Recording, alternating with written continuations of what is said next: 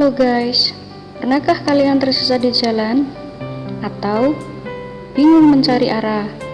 Atau kalian pernah berpikir lewat mana kalau ke toko Gramedia dari rumah lurus ke utara mengikuti jalan ini, perempatan, dan seterusnya? Atau lebih mudah melihat peta?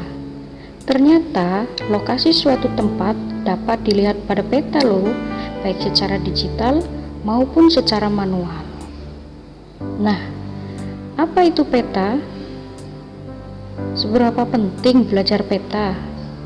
Dan bagaimana mencari informasi pada peta?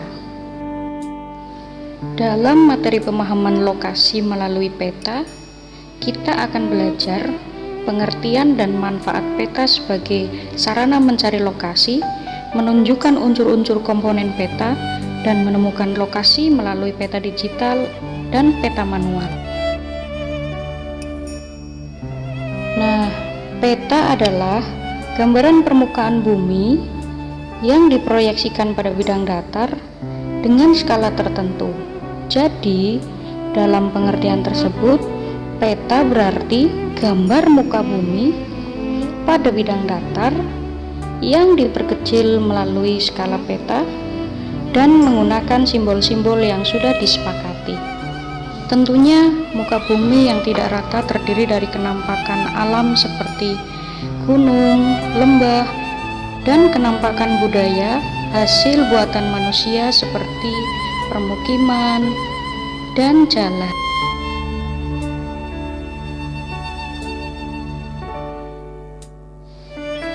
Peta itu apa saja sih fungsinya?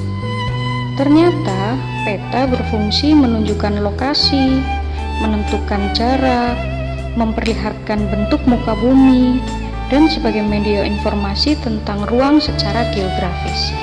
Peta juga bermanfaat untuk perencanaan dan kegiatan pembangunan loh guys. Nah, peta tentunya dibuat untuk memberikan gambaran suatu wilayah, juga menampilkan informasi penting, analisis data spasial, dan untuk kegiatan pembangunan juga. Dalam keseharian, kita perlu tahu tentang peta topografi dan peta tematik. Keduanya sangat sering kita lihat saat mencari informasi tentang apapun, termasuk peta persebaran COVID-19 loh.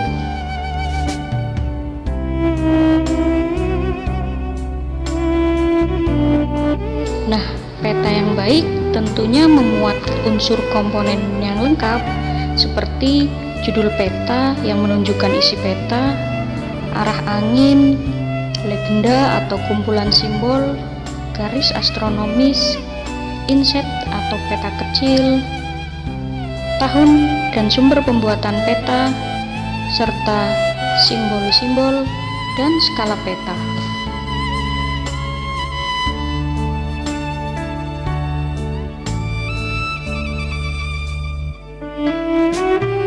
Nah, kita lihat yuk contohnya pada peta kepadatan penduduk Indonesia.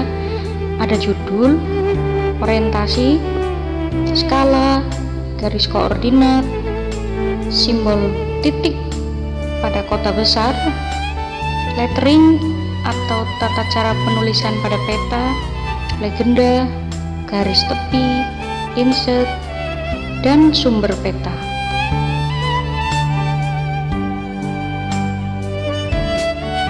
Lalu, bagaimana cara objek permukaan bumi digambarkan?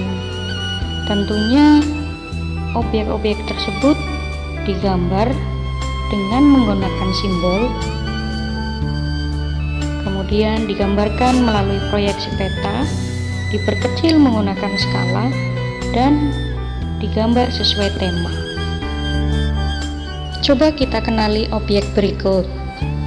Kita akan menemukan objek seperti tambak, hutan rawa, sungai, permukiman, jalan, danau, dan tanah kosong di permukaan bumi. Lalu, apa saja bentuk muka bumi yang bisa digambarkan dalam peta? Objek jalan digambar dengan garis. Objek bangunan kecil digambarkan dengan titik. dan hutan bakau digambarkan dengan luasan atau area.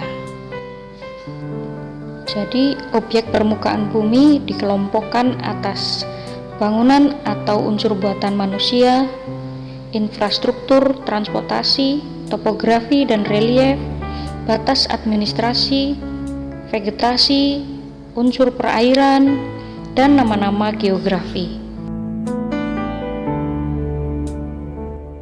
Beberapa contoh simbol pada peta rupa bumi ada simbol tempat ibadah, perkantoran, simbol jalan, terowongan, rel kereta api, simbol area untuk menggambar sawah irigasi, hutan, simbol perairan ada garis pantai, rawa, dermaga, simbol ketinggian atau relief seperti bukit, timbunan, dan titik triangulasi.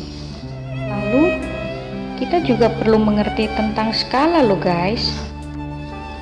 Nah, skala peta adalah perbandingan jarak di peta dengan jarak asli di permukaan bumi.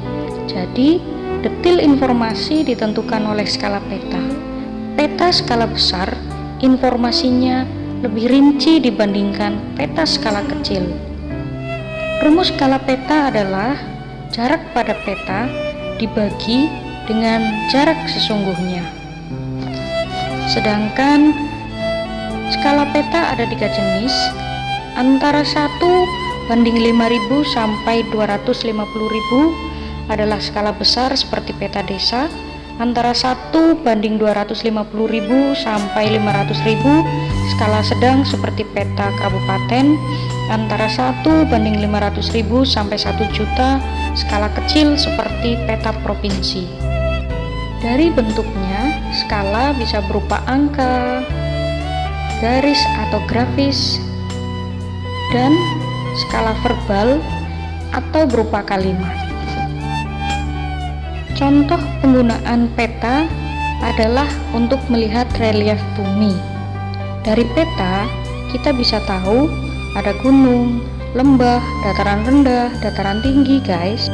Nah, saat membaca peta, kita akan menggali komponen seperti judul, skala, simbol-simbol untuk membangun konsep tentang ruang. Nah, coba praktekkan. Kita tarik garis lurus pada peta, lalu tarik ke bawah berdasarkan ketinggian atau relief, dan bisa kita peroleh peta bentuk 3 dimensinya loh guys. Baru peta tersebut kita gunakan untuk analisis sebaran permukaan bumi, potensi sumber daya alam, sumber daya manusia, bahkan potensi-potensi lainnya. Baca peta, baca dunia kan?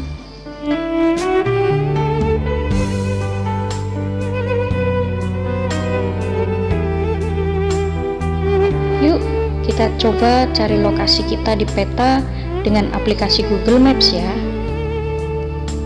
Jangan sampai tersesat, apalagi lupa jalan ke surga.